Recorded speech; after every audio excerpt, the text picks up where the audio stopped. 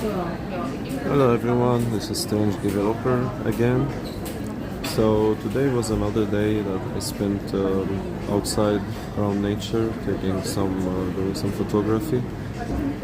Coding is a very fun activity, but sometimes it's good and nice to go outside and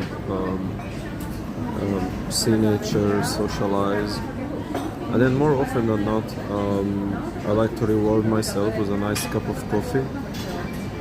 So I'm sitting now in a nice cafe in the city center after spending a couple of hours in nature, taking beautiful photos. So, is it? This is how dev most devs like to enjoy their time by doing some hobbies.